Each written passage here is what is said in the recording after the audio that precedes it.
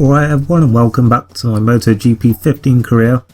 In the previous race it was the Grand Prix of the Americas then in Austin, and we got our first points of the season then with a 14th place finish. It could be an even little bit better, but yeah, that crash on the last lap set us back a little bit and stopped us from getting a top 10 finish in that, unfortunately. Now heading into round 3 of the season, the Argentine Grand Prix, a relatively new addition to the calendar, and I think it's only actually its second year.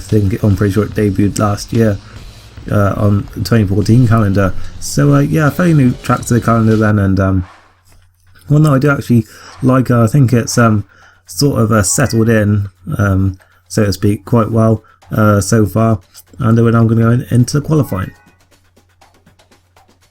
Hello, we're broadcasting from the Termas de Hondo circuit in Argentina. Only a few minutes to go before we see the first bikes take to the track for the start of the qualifying session. The sky above us is clear, and the forecast tells us it should stay that way for the rest of the session. So here we are then on our first lap at the Termas de Hondo circuit, and across home we're going to come then for our first flying lap of this session then. Whole time's at 1:49.4, and we go 2.5 seconds off that with our first time, so compared to some of the other qualifying sessions so far, that's not too bad for our first time. You can see on the next lap we actually set 2 red sectors in the first 2 sectors, but then sort of went away from this in the final 2. We still improved to 9th, so a good time there. And then across the line next time round, and we improve very slightly, I believe, yeah, to a 1:50 dead, and yeah, that's not a bad time there then, but we did struggle to improve after that. And you see on our very near the end of the session then, we actually set a red sector there. We're 3 tenths up on the pole time so far, but in the second sector it just gets away from us with 3 tenths down us suddenly, and we've got Navarro is passing us now then, and maybe if we can get in behind him. No, never mind, we've had a low side, and yeah, that is our session over then, and we didn't have a chance to improve on that 9th place unfortunately, but still a good result there once again, just a little bit behind where we were in Austin on the grid. So well, yeah, that's encouraging signs for us. Danny Kemp once again took pole, and we're still currently ahead of the next Mahindra then. Francesco Bagnaia is in 15th place, 7 tenths off us, and yeah, we're now going to go to the race. Hello and welcome to the Termas de Hondo circuit in Argentina. In a few minutes the Moto3 riders will be out to win the 3rd round of the World Championship. The weather is fine and the temperature is perfect for racing, so we're just waiting to find out which riders have opted for hard tyres and which have gone for the soft. So here is the grid end for this Argentine Grand Prix, the 3rd round of the season, and there you see we're in 9th place then, and looking further down we see there a couple of Mahindras out further back in the midfield, and really our targets to finish ahead of them and also score points as well, because our target position is 15th place then, as we see the back of the grid then, and yeah, now we're just waiting for the start. So here we are then on the grid, and the lights are about to come on now, and away we go then in Argentina, and it looks like we've got a good launch once again then, and we're on the inside line for turn 1 then, so hopefully we can make a few places up then on the brakes. We're actually a little bit cautious though, and Hanneke goes past us. I think Brad Binder's there as well, looking to get past well, but we actually managed to cut back and well, no, I actually didn't really cut back, just maintain that inside line. We actually got ahead of a couple of bikes then, up into 8th place. So yeah, not a bad start then.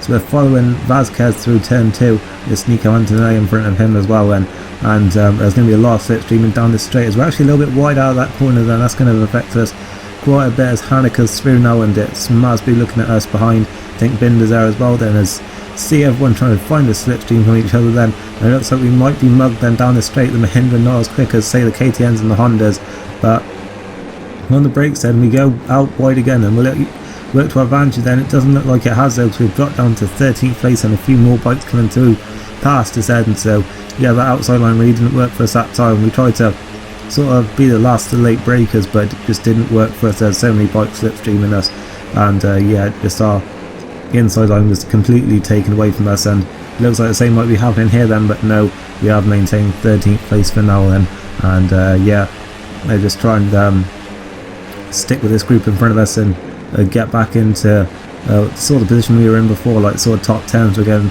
side by side with Locatelli here then, as we're on the long left-hander then towards the end of the lap now then. Just one real like sort of overtaking zone, I guess, after this one then, like sort of a heavy braking zone that is, and we're heading there now then. It's sort of a progressive right-hander that sort of tightens up on the apex, and we're looking to the inside there, and there's a little almost contact with Locatelli. In fact, although it actually was going to be contact there, as we sort of tried to slot in between him and Masbu, but for some reason that corner at the end was just somewhere I wasn't getting any drive at all out of the corner. I don't know if it's just the line I was taking or just the bike, but just I was never getting a good drive out of that final corner, sort of the right hander, and then it's sort of a flat out left hander, but yeah, for some reason I was just getting no drive out of there, and it was rather frustrating. I actually forgot to turn off turn off the traction control in this race because of course I put it on in Austin when it was wet and I kind of forgot about it. So yeah, for this race it's turned on, and well, next time it will be turned off from Jerez onwards, unless we have wet races again probably. But yeah, here we are then, starting lap 2 and still in 12th place then, and yeah, you can see that pack has started to pull away from us already just because we dropped back towards the end of the first lap, and yeah, it really cost us quite a lot then, but hopefully this middle part of the lap is we can gain some time back and get back amongst that group, because as you see there's still 4 or 5 bikes in that group that we could pass if we can catch back up to them. But well, we're coming under attack I think from Bias McPhee actually this time, so was Locatelli, and we tried to once again be last of the late breakers, but it just sort of backfired on us as we went out wide and McPhee's through now then. But you can see though as we pass them back that we're a lot quicker in this third sector as we catch we were actually catching right back at them a little bit, that group in front of us. There's a lot of bumping and barging there with McPhee then, sort of the battle of the Brits here then, was sort of the battle of the best of the rest of the Brits. That's a mouthful there. So Danny Kent is just running away with it this season, and we get that corner all wrong. I thought it was going to be contact again there, but luckily not. And well, we have actually let a few bikes through then. Locatelli, I think it was, Frenati, and I think it might even have been Francesco Bagnaia on that Mahindra. So that's bad news for us there then, as we head down towards 10-1. And as I said, just for some reason that corner I was getting no drive out of there, and yeah, that's what was really sort of holding me back in this race and stopping me from getting on the attack of those up in front, as we now have quite a few bikes that we need to pass if we want to get back into a good position in this race. And that's the thing with this, if you start going backwards, it gets harder and harder to get back to where you were. As we pass back Locatelli there I think it was, and now we're looking at Bagnaia and Frenati then. We should hopefully get a good slipstream here then, and yeah, see two Mahindras here and then going side by side. We're trying to get that slipstream off the KTM of Frenati, and maybe now we'll look at McPhee as well then, but we're actually quite cautious on the brakes this time then, and still end up going wide as a result. But Locatelli's back through then, and we're back down out of the points once again, and we really just need to try and keep our focus and try and pull off some overtakes here then, because we're going backwards from where we want to be here. And you can see once again I was saying about how frustrating it is, but you can see how like close like 9th or 10th place is, and like we can see them up ahead there, but we're just not close enough, and like not just don't have the pace really to sort of get past this group and go after them really. But yeah, we just need to see if we can find an open here then, and sort of take advantage where we're quicker than them, and try and minimise sort of the losses when we're in this part of the track where we just seem to have no drive out the corner and sort of no confidence again on the power, I guess. As once again, just I don't know what it is, but yeah, just the bike seems so slow out of there, and they're pulling away from us as you can see, and well, it's starting to look unlikely that we're going to score points unless we can really get some pace out of this bike, as Hondo's charging at the inside there. I was fully committed to braking for that corner then and sort of turning in, but yeah, luckily not a crash there, and well, we're still in 16th place again, side by side with Ono then, and he's trying to find any way through he can then, sort of giving us a bit of a nudge saying hurry up then, and we certainly need it in this race as we chop his nose off there then through that right hander. Now onto straight. Are we close enough to get any kind of slipstream here from the bikes in front of us? It doesn't look like we are, so we're just going to have to hope that they're going to start having a little bit of a battle and we can catch them back up here. But look at this then, Ono with a fantastic slipstream then on the Honda, I think the best bike this year. And look at this then, Livio Loy just barging us out of the way. The AI very aggressive in this game, which isn't a bad thing, although I was kind of frustrated at the time. But yeah, we're going wheel to wheel then with Loy. We're giving him a bit of a nudge now then, and we're in 17th place for now then. But a little bit more contact there, and we're out wide once again. Are we going to pull it back? Yes, we are, and we maintain the position, but we're just not where we want to be, and we're just not making that progress that we need to if we're going to be scoring some good points today. It's going to turn into a bit of a frustrating ride so far then. They just don't seem to have that ultimate pace then, and it seems that qualifying is often misleading for some reason. I think it's just because sort of in qualifying you can have you got that whole 40-minute session to just try and put the perfect lap together, but in this you really do need, like in this case, 6 perfect laps and one after the other, and obviously that's with plenty, like with bikes trying to overtake you and like bikes sort of holding you up. So yeah, in the races it is very difficult, and I think MotoGP, well, I think Milestone have done a very good job with making this game sort of like that. As Loy and Minio have passed us now, then we cut back underneath and take Minio once again. We're looking at Loy into turn 2. We should hopefully get him up the inside here then. We've got a good run on him, but take a bad line and he's back through then. It looks like, and we're down into 18th as 19th in fact then, as Minio's back through.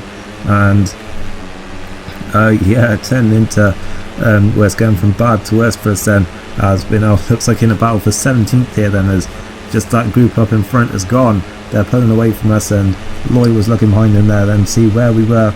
We were going to the other side there. It looks like, are we? Not quite. We're going to try and do a cutback, but it's not really worked for us so far in this race. And yeah, for some reason just something is not working here in the race, and we're just not we're not finding any time whatsoever, and we're really struggling here to just catch these guys up, and it's not even for any points. And we just have to hope that we don't go even further back in this race then, because obviously we want to still get a respectable result here, even if we don't ultimately get any points today. Then it's bad enough that we're already being beaten by another Mahindra rider then. But I mean, with the private team though, it's still sort of a commendable job that I guess that we're doing so far to have got some points then for Mahindra. But yeah, this isn't where we want to be in 19th place. We want to be fighting for points and racking up some money to upgrade the bike and things like that, and getting some sponsors. But yeah, as we head out of this sort of penultimate corner then, once again just not getting the right line out of there, just the right drive or whatever. But across the line we come then, and we're going to start the final lap of the race now then. Still looks like there might be a chance of taking 17th place here then, if we can really get it together on this final lap. But we do have to watch out for those behind us as we're on the curb and we're sliding about. Had a low side then, but we do have that flashback which we haven't had to use yet. So yeah, we had been going pretty slowly, but hadn't been pushing right to the limit it seems, and well, not to the limit of crashing anyways. I almost make the same mistake again twice, so that was great then. But yeah, really just I think just finished off my confidence on the bike for today then, and yeah, I found it difficult after this point to really push any more with it, and to take it sort of any more risk with it, I guess. I mean, we're just sort of hoping here that we can get a good slipstream, and hopefully maybe take advantage into the braking zone or something if they start squabbling with each other. Does look like we've got a couple gap over Ferrari though, at least for 19th and 20th places. But if we head into this right hand hairpin then, Minio and Loy are certainly battling it out then for 17th place, and well, we're just sliding about out of that hairpin and just not getting close enough at all out of the exit to get anywhere near close enough. We're more than a second behind now then, still got a second behind us to Ferrari, so it looks like it might just be a lonely ride to 19th in the end. We're out on the grass, and that could be a crash, will it? No, it looks like we've held it together then, but that's going to cost us quite a bit of time now. We certainly to those up ahead, they're gone now, but that's certainly to Ferrari behind us, and we need to sort of just try and maintain any kind of position we can then, and finish as high up as possible now then, and just not make it face any worse and not throw any more positions away. Not that it matters, but just of course for pride, I guess. And I'm pretty sure that MotoGP is a sort of a countback system like F1 does, so the highest finishes the better. As we're sliding it about into that penultimate corner then on the brakes, and just the bike just didn't want to work with us today. Then it wasn't in the mood, it seemed. As we come across the line then, a rather frustrating drive then to 19th place in Argentina. And yeah, our rider's shaking his head, and I don't blame him, to be honest. Giving the bike a bit of a slap there and saying, what are you doing? As Danny Kant takes another win then, and is running away with the championship then, as we were 19th then, over 4 seconds behind the next Mahindra, which was Francesco Bagnaia, but he didn't score any points either, so just a rather dismal day for Mahindra bikes, I guess. And yeah, we just finished ahead of Ferrari then, who's also on a Mahindra, and a few retirements today then, but not too many. And yeah, we just got to hope for better next time then. Danny Kant then with the full 75 points that have been available so far, and it's already running away with this championship, I guess. Quartararo has been second every race as well, and so far. And looking further down, we've actually maintained 15th place then for now in the championship, level with Ono now, and lost a big ground to Finati and Locatelli in front of us then. And there's the standings, and Mahindra is still right down there at the bottom of the constructors, and really need to find some ground then quickly if they're going to get back into the constructors championship. But that is it for today. A bit of a frustrating race, but if you did enjoy it, then make sure you leave a like. I'll see you next time for the Spanish Grand Prix at Jerez. Thank you for watching, and goodbye.